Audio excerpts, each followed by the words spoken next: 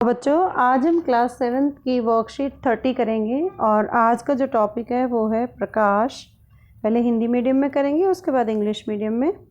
जैसे कि आपने पिछली वर्कशीट में देखा कि समतल दर्पण में जो प्रतिबिंब बनता है ठीक आपके जैसा ही दिखाई देता है जैसे आप हैं। मतलब जितनी आपकी हाइट है, जितनी दूरी पर हो आप, सेम चीज़ें दिखाई देती हैं। लेकिन एक रोचक अंतर क्या है वो आज हम इसके थ्रू बात करने वाले हैं।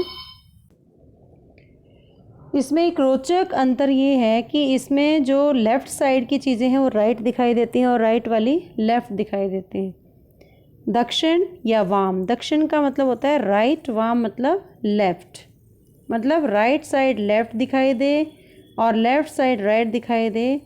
तो इसमें जो प्रतिबिंब है, बिंब का दक्षिण भाग प्रतिबिंब के वाम भाग की भांति दिखाई देता है। जैसे आपने बहुत ही इंटरेस्टिंग तरीके से देखा होगा एम्बुलेंस की जो जैसे रोगी वाहनों पर शब्द लिखा होता है एम्बुलेंस, और एम्बुलेंस में जो ये साइड है, लेफ़्ट साइड है, वो राइट की तरफ आ जाता है। एम लेफ़्ट है तो यहाँ आ जाएगा। तो ऐसे ऐसे शिफ्ट होते जाते हैं और उनकी पोजीशन में भी लेफ़्ट राइट चेंज हो जाते हैं। तो राम ने अपने शिक्षक से पूछा कि जो रोगी वाहन है मतलब एम्बुलेंस हैं, उनके आगे जाने वालों के चालक अपने पीछे का जो दृश्य है वो दिखाने वाले दर्पण में वाहन को देखते हैं। तो रोगी वाहन पर लिखा जो एम्बुलेंस है वो स्पष्ट पढ़ पाते हैं, क्योंकि वो उसका जो पार्श्व परावर्तन है, इसको पार्श्व परावर्तन बोलते हैं। मिरर के अंदर एक खास बात होती है कि वो लेफ़्ट चीज़ को राइट में दिखाता है और राइट को लेफ़्ट में, तो उसको पार्श्व परावर्तन कहा जाता है। आप ये एक्टिविटी अपने घर पे कागज़ के टुकड़े पे करेंगे। कागज़ के कुछ टुकड़े लीजिए, एक कागज़ पे आप सीधा एम्बुलेंस लिखेंगे और दूसरे कागज़ पर टॉम लिखें। अब आप इन दोनों कागज़ के टुकड़े दर्पण के सामने रख कर देखेंगे तो क्या इनके प्रतिबिंब में कोई अंतर आया है या नहीं आया है। इसी तरीके से कुछ और शब्द आप अपना नाम लिख के, अपनी फैमिली का नाम लिख के भी उसके प्रतिबिंब को दर्पण में देख सकते हैं।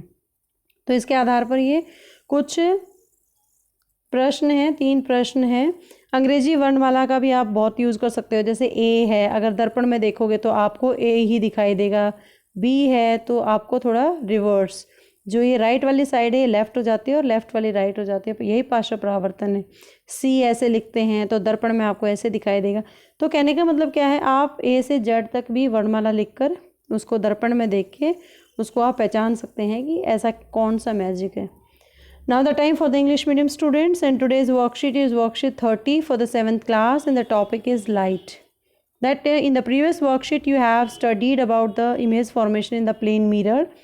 Is it exactly like you? Then have you ever noticed that is there any change or interesting difference between you and your image in the mirror?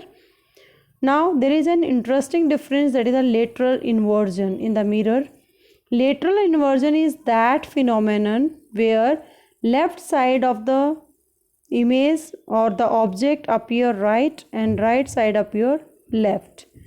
It means if you have seen ambulance, the ambulance is written in this way in the cars, so that the vehicles going in front of the ambulance, they can see the letter in this way, and they can read ambulance is coming, and they give side to the ambulance so that the patient can be reached to the hospital at time.